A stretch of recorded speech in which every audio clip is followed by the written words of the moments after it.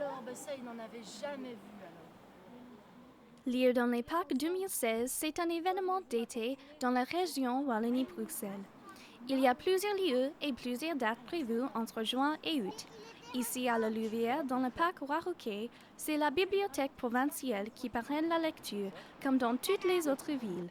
C'est une opportunité merveilleuse aussi de complètement décloisonner l'acte de lire, voilà, qui n'est pas uniquement un acte intellectuel, mais qui est vraiment un moment de plaisir. Et ça, c'est vraiment ce qu'on veut faire passer comme message en amenant la lecture dans le parc.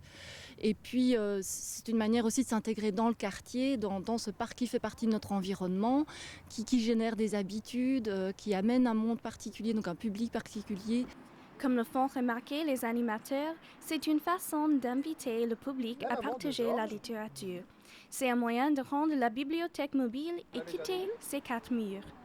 La lecture, c'est aussi le partage, et donc à partir du moment où on aime bien des choses, on aime bien le faire partager à d'autres qu'on ne connaît pas forcément, et donc que ce soit dans les parcs, mais dans les écoles, dans les mouvements de jeunesse, ou dans les ASBL ou maisons de jeunes, il y a une rencontre, et cette rencontre est propice à faire découvrir la lecture.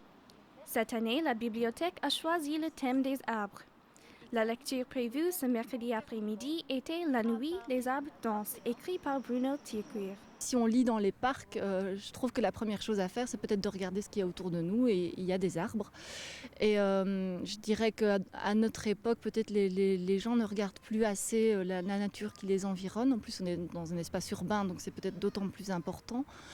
Et l'avantage aussi, puisque je voulais vraiment que l'événement soit familial, c'est qu'il peut plaire à un public de tout petit, parce que ce sont des histoires magiques avec des petits-enfants, des sorcières, des êtres étranges, et un public plus adulte qui a encore besoin, je pense, de rêver. Mais alors du coup, le vocabulaire à ce moment-là est peut-être plus élaboré, mais voilà, donc ça s'adresse à tout le monde.